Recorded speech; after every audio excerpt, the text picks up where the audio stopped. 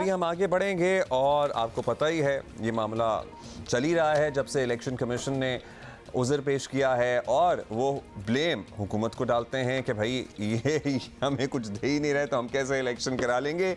Election commission की जानिब से पंजाब में इलेक्शन मुलतवी करने के फैसले के बाद मुल्क में सियासी बेयकीनी में इजाफा हो गया है और तहरीक इंसाफ ने इस मामले पर सुप्रीम कोर्ट जाने का ऐलान तो पहले ही कर रखा है। वैसे मामला पहले भी अदालत में है और यकीनी तौर पर हुकूमत और इलेक्शन कमीशन वहाँ अपनी वजाहतें पेश करेंगे, मगर इलेक्शन कमीशन ने अपने फैसले में हुकूमत की जिन वजूहात को बुनियाद बनाया है इनमें एक तो है सिक्योरिटी का इशू, दूसरा है माली मसाइल, इसको बड़ी वजह करार दिया है। वज़ीर दिफा ख्वाजा आसिफ इस बारे में क्या कह रहे हैं ये सुनिए जरा।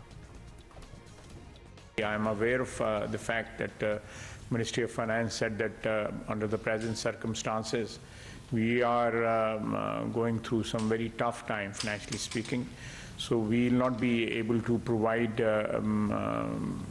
funds for elections which are, if you hold these elections now on 30th of April and then again in October, so you are providing funds for the elections twice in a year. अच्छा, साथ ही आपको बताएं कि हुकूमत की जानिब से election ना कराने के दीगर उज़र के काबिल कबूल होने पर बहस अपनी जगह, मगर उन्हें कम अज़ कम पैसे ना होने की बात नहीं करनी चाहिए थी। और ये मामला इस हद तक बढ़ गया है कि IMF को वजाहत करना पड़ी कि इलेक्शन कब कराने में ये पाकिस्तान का अपना मामला है। मतलब लिटरली सारे पूछ रहे हैं कि क्या वजह है और क्यों नहीं हो रहे। IMF कोई मौका हाथ नहीं जाने देती बेइज्जती करने का। मतलब वो literally you like to use those terms of a very conniving फुफो या फिर सास, although we don't like to do that, लेकिन वो रोल जो है ना IMF का वो ही है कि वो कपत्तों की तरह इस वक्त ऊपर बैठे हुए हैं। मतलब हम यहाँ से कोई बात होती है वो कहते हैं अच्छा हम पे डाल रहे हो, ये कह रहे हो। हमने तो ऐसा कुछ नहीं कहा, हमने तो कुछ किया ही नहीं। हर चीज़ की वो ना वजाहत दे देते हैं कि हम पे पहली तनकीद है और कुछ हमने नहीं किया। तो आम इंतखाबात की आईनी हैसियत और फीजिबिलिटी और वक्त से मुतालिक फैसलों का इख्तियार जो है वो सिर्फ पाकिस्तान के इदारों का है और IMF को पाकिस्तान की आईनी सरगर्मियों में मुदाखलत की ज़रूरत नहीं। साथ ही आपको बताएं कि हुकूमत को सोचना चाहिए कि इलेक्शन एक आईनी जिम्मेदारी है और मुल्क की तारीख में ऐसी नज़ीर नहीं मिलती कि किसी हुकूमत ने माली मसाइल की बुनियाद पर फाइनेंशियल इशूज़ की वजह से इलेक्शन जो है वो ना कराएं। और अगर ये रविश चल पड़ी ना तो फिर किसी भी हुकूमत को ये बहाना मिल जाएगा। सो इस मरतबा ये शुरू ना ही हो तो बेहतर है।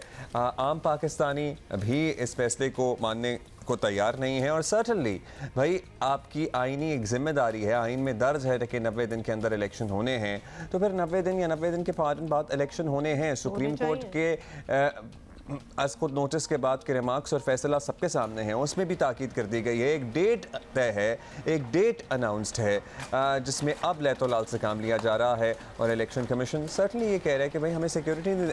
इलेक्शन कमीशन पे वैसे कम इसमें मुझे लगता है इस पर उन पर कम ब्लेम और कम बर्डन होगा क्योंकि उन्होंने जाहिर है एक इदारा है, उन्होंने कोऑर्डिनेशन के तहत सब कुछ करना है ना। अगर वो सिक्योरिटी मांगेंगे और सिक्योरिटी नहीं मिलेगी या पैसे मांगेंगे और पैसे नहीं मिलेंगे और अपने लवाजमात पूरे करने के लिए मदद मांगेंगे और मदद नहीं मिलेगी तो फिर तो वो यही कहेंगे हम नहीं करा सकते।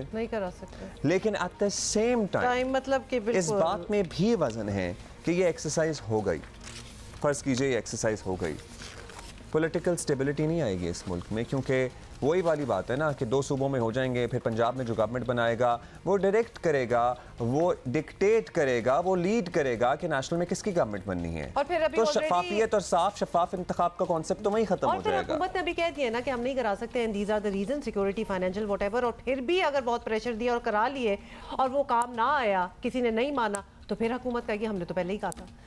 सो ये एक बड़ी ही खतरनाक किस्म की एक वैसे आइडियल सिनेरियो तो यही होना चाहिए, मतलब कोई बीच का टाइम निकाल लें और फिर सब इंतखाबात एक साथ ही। अब्दुल्ला, जब आप ये बातें करते हैं ना, ये बीच का टाइम, मतलब ये तो कोई सौदा खरीदने, कोई भाई कपड़ा अगर खरीदने जाओ ना, इनको बहुत दूर लग रहा है तो थोड़ा पहले आ जाएं, अगर 30 अप्रैल बहुत करीब लग रहा है तो थोड़ा आगे चले जाएं, मतलब आपस में बैठ के तय कर लें। Because ideally it would be better if the elections are held at the same time, provincial federal government के। लेकिन कीवर्ड्स जो अब्दुल्ला ने यूज किए थे ना, आपस में बैठ के, यू सी दैट हैपनिंग? नहीं, तो जब आपस में बैठना ही नहीं है तो आगे के कौन से फैसले होने हैं? This is not happening by the way. अच्छा जी, अभी आगे बढ़ेंगे।